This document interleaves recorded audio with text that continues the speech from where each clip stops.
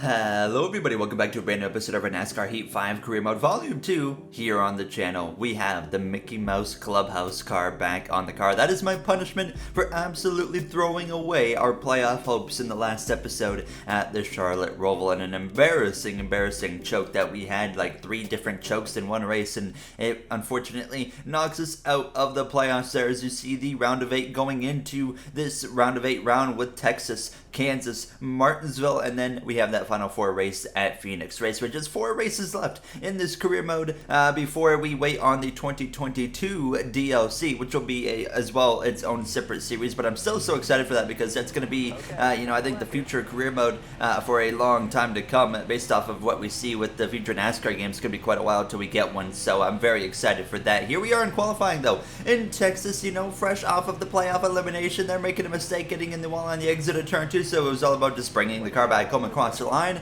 with a 31.285, and that puts us P33 here for this Texas 500. We're out of the playoffs. We can get a little bit creative, get a little bit unique with strategy here, and take some risks now because there's not points really for us to lose. So we can try some different things today at a track where it can be a little bit difficult to pass here and there. As you can see, the rest of that qualifying order on your screen, rounding up the top 10 was Kyle Larson, and then number 5 still looking for his first win of the season, Kurt Busch on pole. Brad Keselowski as well joining him in the front row. You got a lot of Fords actually there, second all the way through into 6th place here as we were ready to go green. Unfortunately, you will notice I actually did not have any replay cameras a part of this episode, and I will explain at the end why that happened. No, I did not DNF. I remember in the old series you'd be able to tell if I DNF'd or not, but I've turned those off, so that's not the reason it happened. I'll explain it at the end here as we are back underway now for this NASCAR Cup Series season, and we have just 4 races left, 3 races in this round of 8. Who's going to make the final 4? Well, somebody locked themselves in here today with a victory. Now 8 drivers have the opportunity to do exactly that here as we head down into turn 1 at what is, in my opinion, one of the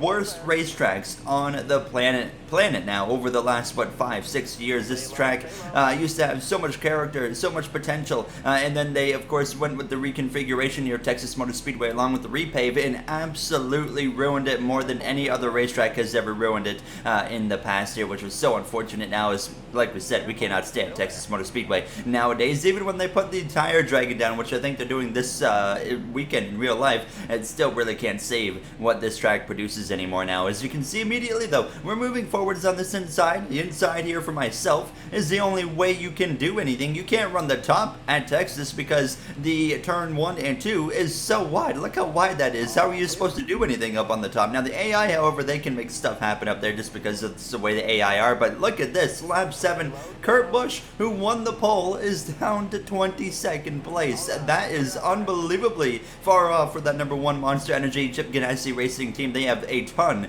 of work to do. Daniel Suarez there in the 99 Trackhouse car has actually been following me through this pack here. He actually started alongside me and has followed through this whole time. Into the top half of the field now, showcasing that, you know what, there is some speed in this number 27 car. We just didn't quite know exactly how much speed yet this car had now as we were up to the back of our rival here. Eric Jones actually might have gotten briefly into the back bumper of him now, but we continue moving our way forwards up into P16. Jones takes the top, so that's an opportunity for me to slip up the inside right here and make the move for 15th place, and I decided to slide up in front of him, get a bit of a bum draft here because I knew he would not be afraid to run into the back of me. So up to P15 with 10 laps to go in the stage, and now Ryan Newman actually up my inside. Once I got into the top 15, things kind of slowed down for this number 27 Mickey Owen Clubhouse car, but the caution is actually going to come out here, and it's for Denny Hamlin in the number 11 FedEx Toyota Camry. You can see up in the distance there's some smoke pouring out of his car, so that brings out the yellow due to a tire failure. Will that put an end to his race? It will for sure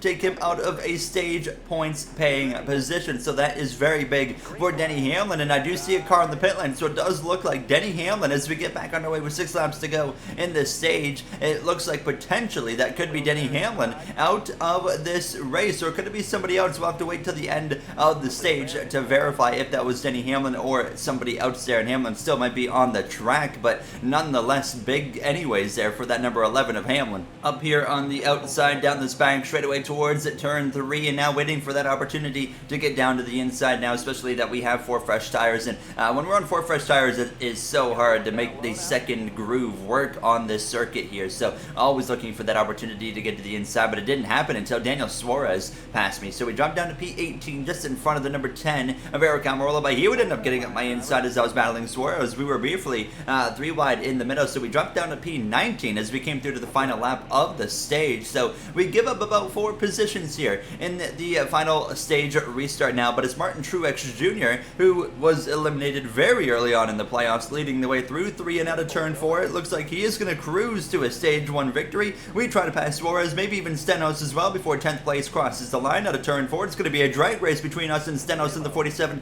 Not quite enough there for that number 47 though. P18 is what we get here in this first and opening stage. Overall, you know, a pretty solid effort there considering we started, what, P33 or something like that. So we're going to come into the pit lane here, throw some tires on it, as well as fill it up with fuel. Kyle Larson, the highest playoff driver there in the stage, with Christopher Bell just behind, as well. A small wedge adjustment there to the number 27 car on the pit lane as we were ready to go green for the start of this second stage. Kyle Larson, we've been talking about him so much. He has not won yet this season in this career mode, which is crazy. It's absolutely insane. He's had so much speed, so much potential, so much promise, but he has not won a race. It's crazy to think that he's gotten this far as well in the playoffs without winning a race. However, him not winning has put him below the cut line starting this round. So I don't think it's even going to be that concerning for the number 5 of Larson, because although he hasn't won, although he starts very far down the playoff grid in the final 8 drivers and below the cut line, he has run so well and so consistently well that I think he can still point his way into the final 4. And we know at the bare minimum, one driver will point their way into the final 4. So that's a perfect opportunity for that number 5 of Kyle Larson, as long as nothing goes wrong here today, or Kansas, or Martinsville for him, although he does have a very rough history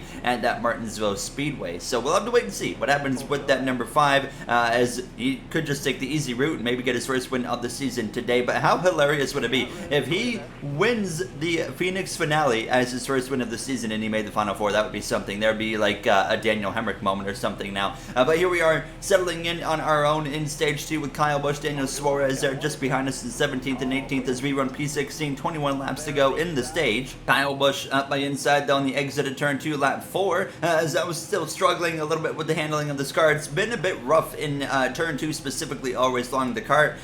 It'll just kind of have a moment where it just slips up and then it just tries to glide straight towards that outside wall, just like you saw it do in qualifying earlier on. Actually, I clipped the apron right there in the middle of 1 and 2 in lap 7. That's going to take me right up towards the turn 2 wall, and oh, we get into the outside wall there. That allows DiBenedetto to go by on the inside, as well as that 15 of Davison's going to stack right up behind me. But Reddick and Jones, they're going to get past. So we drop down to P21, not the opening 7 laps that we've been looking for here in this second and middle stage. Martin Truex Jr. Continues to lead the races now. We try to, of course, get on this movement back towards the running position that we were in earlier, towards that top 15. And we got past Reddick for P20, now looking to get past the 43 again of Eric Jones for P19, and we would get past him. And actually, we're going to slip up a little bit right there, so that's going to open the door for him to get back close. He goes to my outside here as we head down this back straightaway into turn 3. I would clear him briefly, but he would get up my inside here, down towards turn 1, lap 11 now, and we continue this little side-by-side duel, but the caution is going to fly again here about halfway through just about a stage 2. You see a lot of mixed strategy though this time. Some drivers come in, some drivers stay out. I decided to be one of the drivers that would come in here, so we give up 5 positions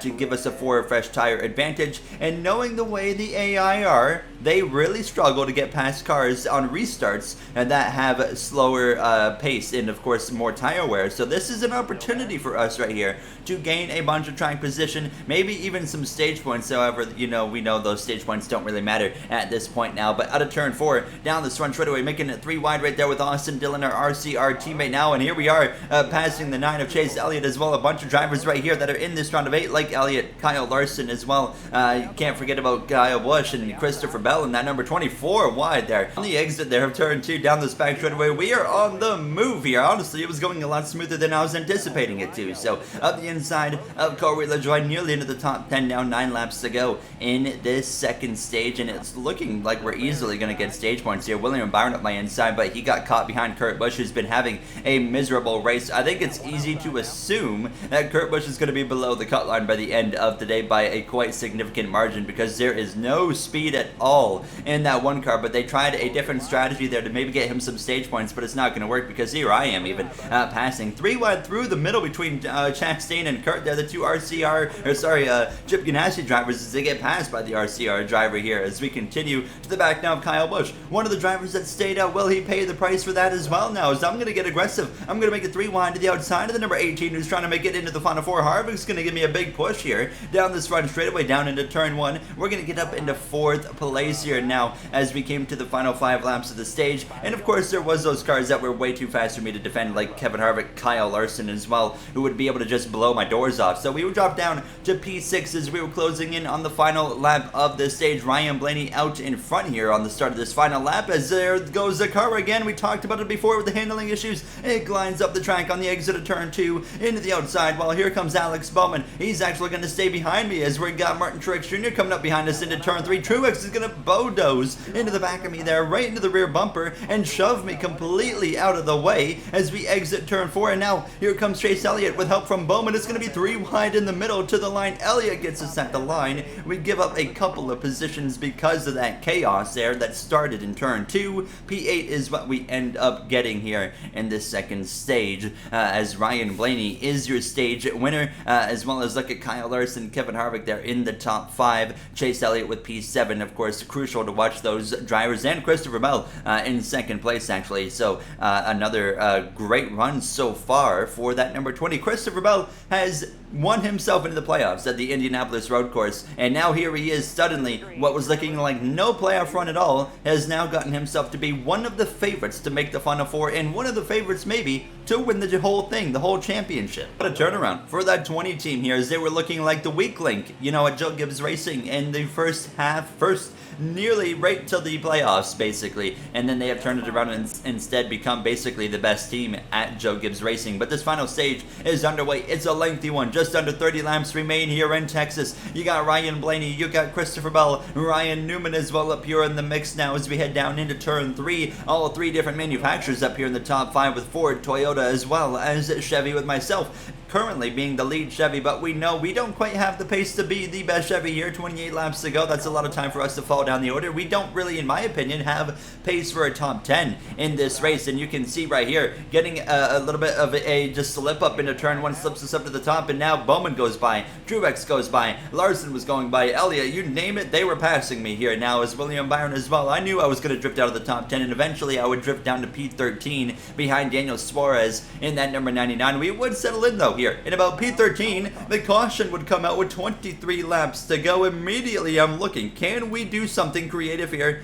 Yes, we can. We can pit. We'll be 2 laps short currently on field, but by the time the caution, or by the time we go by green flag racing, it could be barely good on field. So I decided to take the risk. I said we want to be more creative. We have nothing to lose at this point. We're out of the playoffs. By the way, Denny Hamlin is out of this race. We have confirmed that at this point now. So that's a big hit there to the FedEx Toyota Camry driver. And you know what? Kurt Busch still might be behind him in the points after this race with how bad he is running. But we are back underway. And now the question is, like I said, can we make it on field to the end of this race? If we can, we might have just giga-brained this whole field because they all still have to pit. So the only way this strategy works is very obvious. The only way this strategy works is it stays green until the end of this race. That's a bit of a much ask for from this field because there's still quite a few laps to go. But we had 18 laps to field and there was about 16, 17 laps to go just about. So things were looking pretty favorable for myself here. Now lap 69, nice. We're actually going through that tight gap between Matt DiBenedetto and the apron there in turn 3, and we were now into the top 20 because you know, we also have a quite significant tire advantage. But what I was just hoping for was we would get to the point where everybody would pit, and obviously even though if they all pit, we just still do not need a caution because I know they'll be faster than me if we get that caution after they pit. So it just needs to stay green. That's all we can ask for, but that's still, you know, 13 laps away. 14 laps of fuel in the car when there was 13 laps to go. We can make it to the end of this race with this strategy call that has potentially caught the field from left field, and they are not ready for this because here we are with 8 laps to go in this race, and everybody's getting ready to come into the pits now. That's up in this top running order, and here we are with 7 to go. nearly into the top 10 at this point. That's how far we have driven through this field from the back with these 4 fresh tires. But like I said, we knew the pit stops were about to happen here for this field. Martin Truex Jr. Currently leading this race with these final 10 laps underway. But as we head down into turn 3, I was expecting cars to potentially pit this lap. And yes, there we go. We got Martin Truex Jr. who has pitted, Chase Elliott and several others pit. And then the next lap, we do make it to the next lap without a caution. Everybody out into the pit lane. We're going to cycle through to the lead of this race. And now just please, please, please, no caution here from Texas Motor Speedway. We might have just absolutely, like I said, gigabrained the whole field that did not expect this one. And for the second time this season, we might be becoming a Cup Series winner. But suddenly it comes to a realization. We just got eliminated from the playoffs when we shouldn't have. We went into the Roval above the cut line and we threw. And here we are coming into Texas about to win. And all of a sudden we come to this realization. We would have advanced into the final 4 if we wouldn't have been stupid and choked at the Charlotte Roval in the last episode. We still haven't made it to the white flag yet, but we have lapped literally every car in the field here. So it's going to look great on paper if we win the race and lap the field. It'll be like, wow, Gary actually lapped the field. They won't know the rest of the story of the strategy call. White flag is in the air, and officially, as long as we don't crash, we're going to get our second win of our Cup Series career in a bit of a, I guess you could say, Mickey Owen fashion here now. This is not really a straight up win, obviously. This was, we used strategy to perfection and caught everybody off guard. So as we head down this back straightaway towards turn 3, our first win, Daytona International Speedway, regular season finale. It was in the Mickey Owen car when we needed it, and the Mickey Owen car again out of turn 4 in Texas Motor Speedway. No caution. It worked to perfection. We will come through to win for the second time in our Cup Series career at Texas Motor Speedway. What a day here from Texas. And unfortunately, this is where everything went wrong when it was coming down to getting the replays. So literally, I waited too long to hit the A button to start the burnout. And if you wait too long, it shifts to the race results like this. And unfortunately, just as I was hitting A to hit the burnout, it skipped into the race results, and as well that allowed me to not access the replays. That's exactly why I could not do the replays there, because once you get to the race results, you cannot see the replays. So it's unfortunate that now we know we're not in the final 4 because we got eliminated, but here is the current playoff grid. So look at this. Joey Logano, Hamlin, Elliott, and Kurt Busch all below the cut line, but there's quite a big gap there. Logano, the first one out, is 13 points to make up. As Bell is in great shape, and so is Keselowski, Busch, and Larson. That's going to do it for me, though. If you guys enjoyed, you know what to do. We will take a Mickey win any way we can get it, and I'll see you guys in the next one for Kansas Motor Speedway, Kansas Speedway. I'll see you guys next time. Have a great day, everybody.